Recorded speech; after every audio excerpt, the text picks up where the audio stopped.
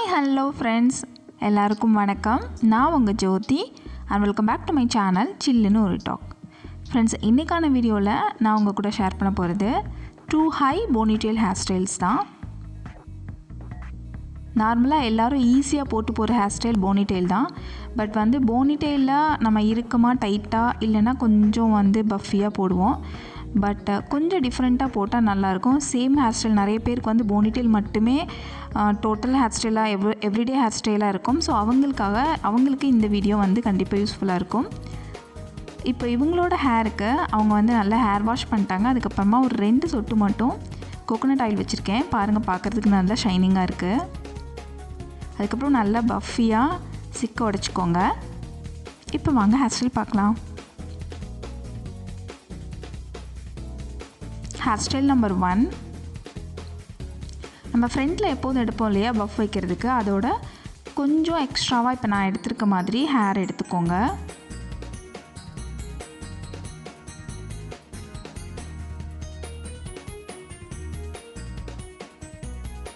அதை உங்களுக்கு பிடிச்ச மாதிரி ஒரு குட்டி குட்டி பார்ட்டிஷனாக பிரித்து நல்லா ட்விஸ்ட் பண்ணிக்கோங்க.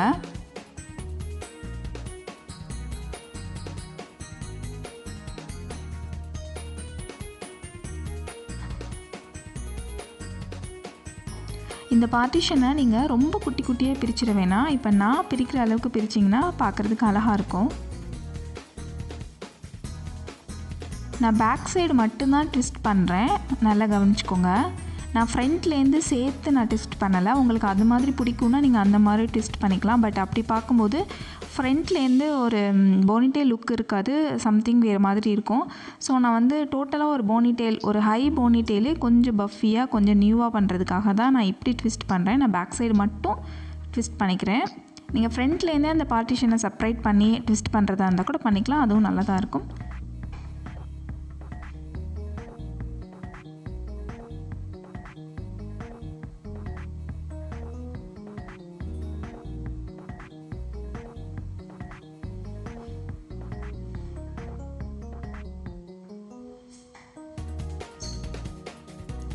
எனக்கு எப்போதுமே இந்த ஹேர் ஸ்டைலை நான் செல்ஃபாக தான் பண்ணிக்குவேன். நான் அவங்களுக்குங்கிறனால கொஞ்சம் சைடில் நிற்கிறனால எனக்கு அவ்வளோவா பொசிஷன் கரெக்டாக இல்லை. நம்ம ட்விஸ்ட் பண்ண எல்லாத்தையுமே சேர்த்து லைட்டாக முன்னாடி பஃப் வச்சுட்டு ஹேர்பின் குத்திடுங்க. ஆப்போசிட்டில் குத்துங்க.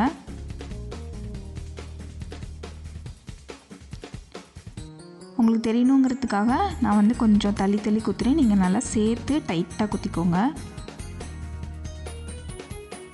நம்ம ஹை போனிடெயில் ஹேர் ஸ்டைல் தான் பண்ண போகிறோம்.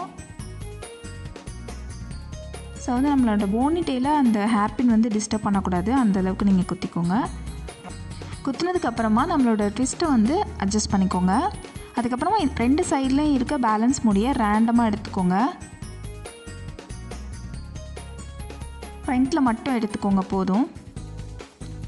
அதை நல்லா ட்விஸ்ட் பண்ணி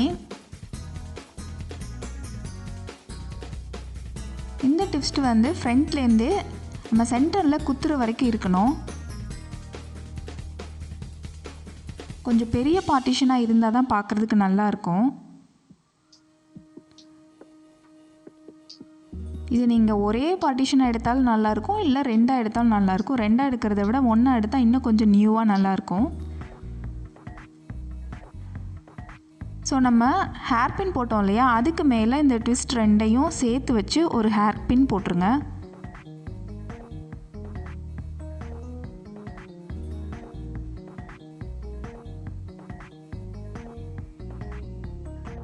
ஸோ இந்த பின் ரொம்பவே டைட்டாக இருக்கணும்.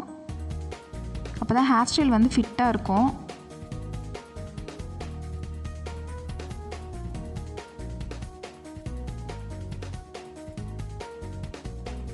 இப்போ நம்ம பேக் சைடு ஹேரை டோட்டலாக நல்லா ஹையாக எந்த இடத்துல கிளிப்பு குத்திருக்கீங்களோ அதுக்கும் கொஞ்சம் இறக்கி கொஞ்சம் கேப் போட்டால் போதும். ஒரு ஹை போனிடெயிலாக போட்டுக்கோங்க. ஸோ ஸோ இந்த ஹேர் ஸ்டைல் வந்து உங்களுக்கு நீங்கள் ஷார்ட் ஹேராக இருந்தாலும் லாங் ஹேராக இருந்தாலும் எல்லாத்துக்கும் நல்லாயிருக்கும். லாங் ஹேர் வந்து நார்மலாக போனிடெயில் போட்டால் நல்லா இருக்காது. ஸோ இந்த மாதிரி ஹேர் ஸ்டைல் பண்ணி போனிடெயில் போட்டிங்கன்னா சூப்பராக இருக்கும். அதுக்கப்புறமா பேக் சைடு வந்து இழுத்துட்டு இருக்காமல் அதை கொஞ்சம் அட்ஜஸ்ட் பண்ணிக்கோங்க. ஃப்ரண்ட்லேயும் அதே மாதிரி அட்ஜஸ்ட் பண்ணிக்கோங்க. அவ்வளோதான், நம்மளோட ஃபஸ்ட்டு ஸ்டைல் முடிஞ்சிடுச்சு. இது எனக்கு ரொம்ப ரொம்ப பிடிச்ச ஸ்டைல். கண்டிப்பாக உங்களுக்கும் பிடிக்கும். போனிடெயில் பிடிக்கிற எல்லாத்துக்குமே இந்த ஸ்டைல் பிடிச்சிருக்கும்.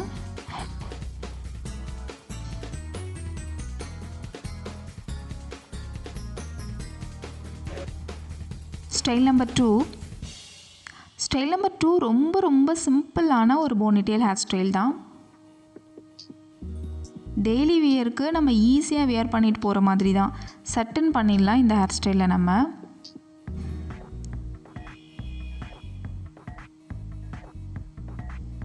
நல்லா பஃபியாக சிக்கு உடச்சதுக்கப்புறமா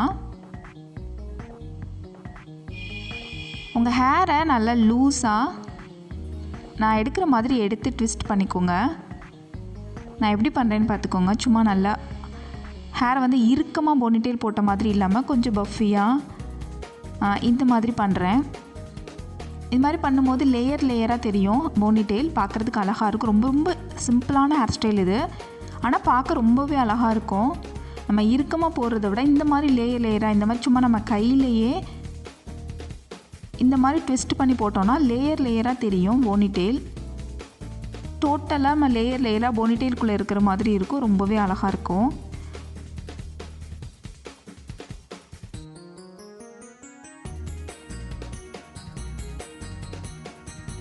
நான் வந்து கிராஸாக வச்சுட்டேன். அகைன் வந்து சென்டரில் வச்சு நான் போனிடெயில் போடுறேன். நான் கிராஸாக நிற்கிறனால அவங்களோட ஹேர் ஸ்டைலும் கிராஸாக வச்சுட்டேன். அவங்க கேட்டாங்க என்கிட்ட, என்ன ஹேர் ஸ்டைலை வந்து கிராஸாக பண்ண போகிறீங்களா அப்படின்னு. ஸோ பாருங்கள், நான் அந்த ட்விஸ்ட் பண்ணது எப்படி தெரியுது பாருங்கள். லேயராக பார்க்குறதுக்கு ரொம்பவே அழகாக இருக்கும். இப்போ நல்லா ஹை போனிடெயிலாக போட்டுக்கிறேன்.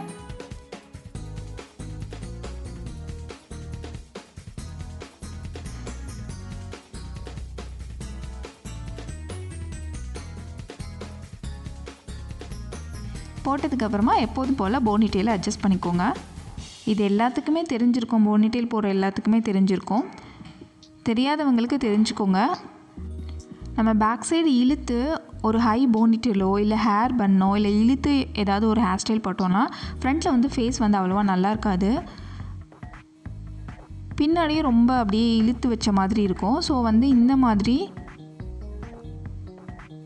கொஞ்சம் லூஸ் பண்ணிட்டோம் ஹேர் அப்படின்னா பார்க்குறதுக்கு அழகாக இருக்கும். ரொம்பவே டிஃப்ரெண்ட்டாக இருக்கும்.